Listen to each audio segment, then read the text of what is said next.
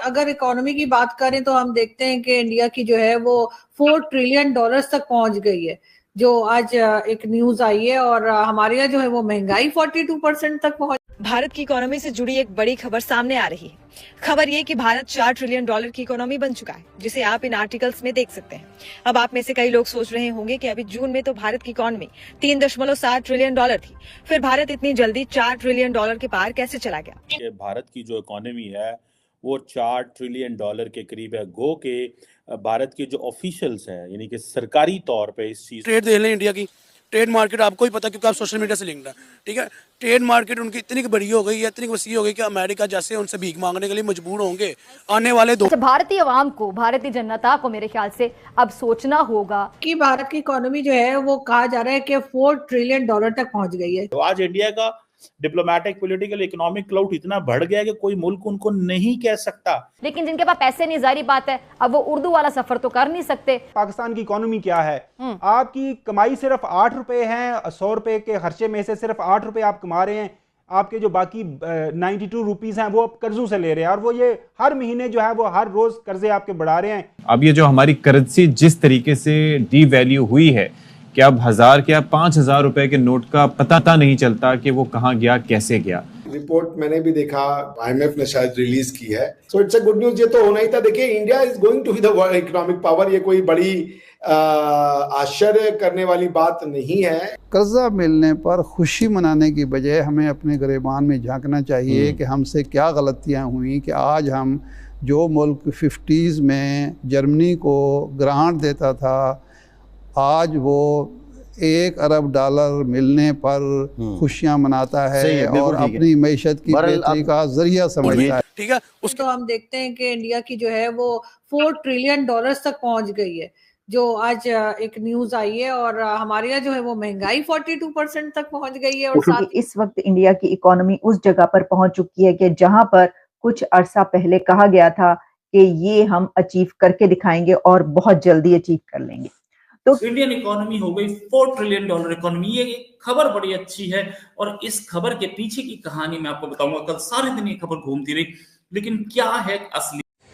Hello, जय हिंद दोस्तों, SP news 91 में आपका स्वागत है। दोस्तों जैसे कि आप देख रहे हैं क्लिप में, आपने देख ही लिया होगा कि $4.3 बिलियन के पार इंडियन इकोनॉमी चली गई है। अगर बात करें पहले नंबर की, जो कि अगर बात करें ग्रोइंग रेट की, तो ग्रोइंग रेट सबसे ज़्यादा इंडिया का रहा है 105%। अगर यूनाइटेड स्टेट की बात करें तो 76% ग्रो किया है 2025 में यूनाइटेड स्टेट ने, और चाइना ने 44% और जर्मनी ने आपका 44%। यानी कि इस तरीके से मतलब ग्रोइंग हुई है। 66 आपकी अमेरिका की है। तो सबसे ज़्यादा ग्रोइंग रेट जो हुआ है 105% सिर्फ और सिर्फ इंडिया का हुआ है। कहीं ना कहीं लोग इस बात को लेकर शॉक्ड हैं, पाकिस्तानी मीडिया और पूरा वर्ल्ड शॉक्ड है कि ये कैसे हो गया है।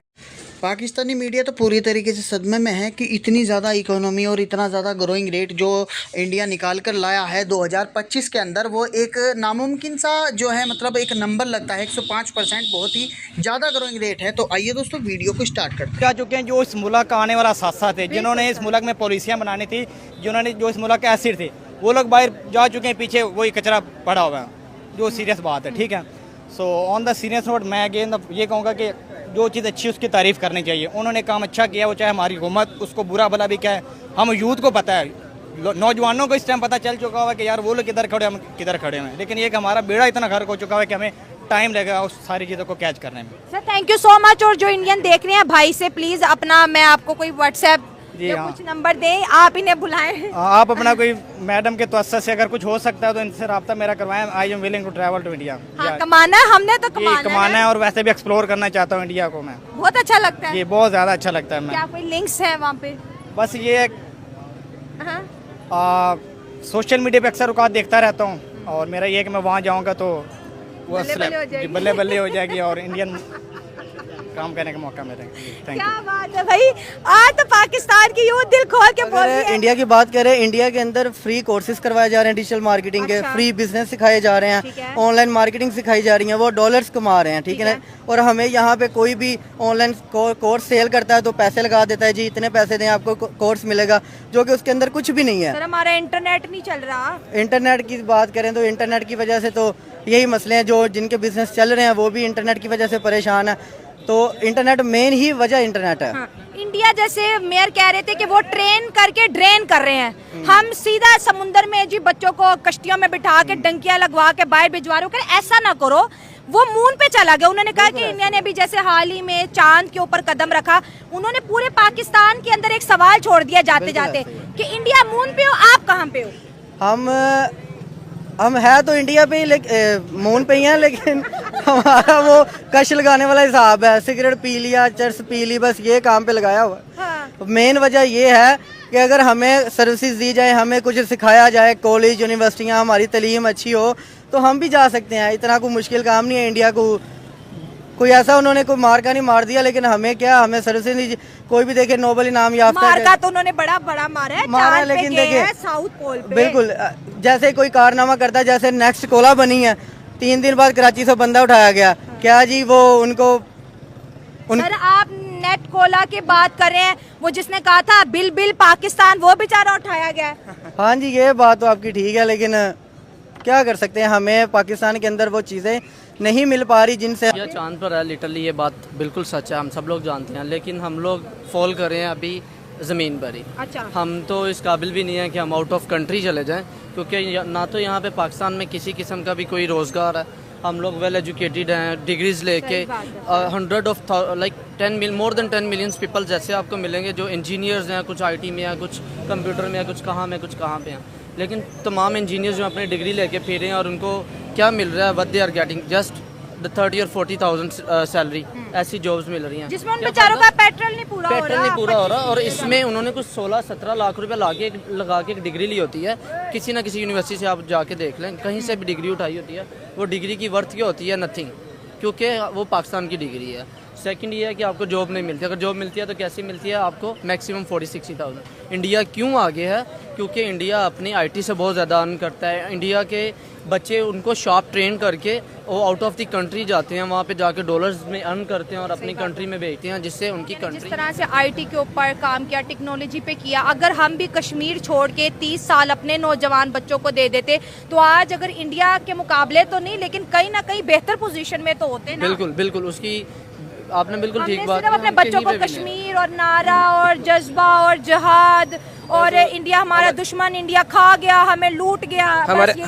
हमारे जो हुक्मरान है ना, उन्होंने हमें लगाया ही सिर्फ मिली नगमों के ऊपर हुआ है, पाकिस्तान जिंदाबाद, पाकिस्तान जिंदाबाद, बस। इसके अलावा वो कुछ भी नहीं कर रहे हैं। हमारे लिए कुछ करें तो हम उन्हें कुछ कुछ भी हासिल करने के लिए ना कुछ देना पड़ता है, फिर आपको रिटर्न में कुछ अच्छा मिलता है। जब हमें कुछ नहीं प्रोवाइड हुआ, कोई प्लेटफॉर्म नहीं है हमारे पास, कुछ भी नहीं है, तो हम क्या करके दिखाएं? क्या इधर आपके कैमरे में कुछ कर दें कि ये लोग हमें आके पिक करें कि नहीं ये बच्चे जो हैं इनमें टैलेंट है, they will do something for our country, लेकिन नहीं, ऐसा कुछ नहीं है। इनको लगता है कि सारे के सारे बेकार है। इनके अपने बच्चे जो एक अच्छे इदारों में भी पढ़ते हैं, आउट ऑफ द कंट्री जाके उनको स्टडीज़ मिलती हैं, वो आके पाकिस्तान में हमारे सरों पे आके बैठ जाते हैं। हमें मजबूरन अपना वोट किसी ना किसी को देना होता है, हम अपना बेस्ट इंतखाब करते हैं, डे एंड पे फिर इनका अपना डिसीजन होता है कि इन्होंने इस बंदे को आगे लेके आना है, और ये वोट की चोरी भी अभी तक बंद नहीं है, कुछ भी नहीं यहाँ पे खत्म हुआ। वोट की चोरी तो बहुत ज्यादा है।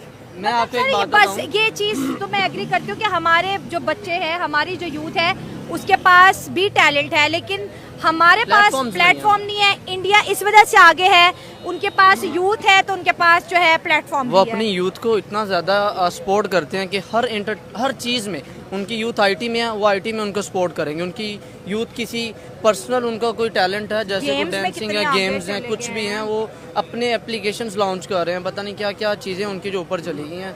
इवन के उनका IPL से इतना अर्न होता है, हमारा PSL से भी वो रेवेन्यू नहीं निकलता।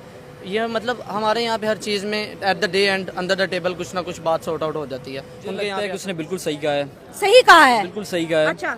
उसकी वजह ये है कि आपको भी पता है इन अपकमिंग ईयर्स जो इंडिया है वो G8 में मतलब कि शामिल होने जा रहे हैं। ये आपको पता है कि top 8 economies of the world. तो मुझे लगता है कि वो बिल्कुल सही कह रहे हैं, हम नीचे जाई जा रहे हैं और वो ऊपर जाई जा रहे हैं। जो इंडिया का अहमदाबाद है ना शहर, वो कंप्यूटिंग हब है दुनिया का, मतलब वहाँ से ज़्यादा ये जो मल्टीनेशनल कंपनीज हैं और ये कंप्यूटिंग कंपनीज हैं दुनिया में उससे ज़्यादा कहीं नहीं है, मतलब अहमदाबाद में। बेंगलोर उनका IT हब बन गया जी। तो क्या कहते हैं, मेरे ख्याल से सही कह रहे हैं।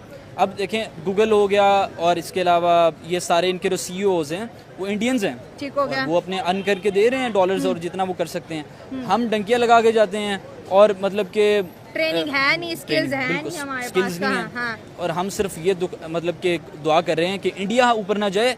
हम भाई आप खुद एक्सपेक्ट करो कि पाकिस्तान ऊपर जाए। हाँ। आप इंडिया के खिलाफ ना सोचो। हाँ। आप अपना सोचो। सर हमारा सारा ज़हन तो सारा दिन यही कहता रहता है कि इंडिया के खिलाफ कैसे बात करनी है, कश्मीर के अंदर अनरेस्ट कैसा करना है, और इन्हीं चीज़ों ने हमने इतना मजबूर कर दिया कि आज 2 वक्त की रोटी IMF के मिनटों पे है जी। IMF लोन दे देगा, भीख दे देगा तो हम दुखा लेंगे, अगर वो नहीं देगा तो नहीं। और वहाँ पर एक हफ्ते की इन्वेस्टमेंट $370 मिलियन फॉरेन इन्वेस्टमेंट हो रही है एक हफ्ते में उनकी। जी देखें, मुझे लगता है कि हमें अपने आप पे काम करना चाहिए, इंडिया पे काम नहीं करना चाहिए। इंडिया भी हमारे खिलाफ बोलता है। हाँ। उनके मिनिस्टर्स भी हमारे खिलाफ बोलते हैं। काम भी तो कर रहे हैं ना, काम भी कर रहे हैं। हाँ। मोदी ने आपको पता है रिसेंट टाइम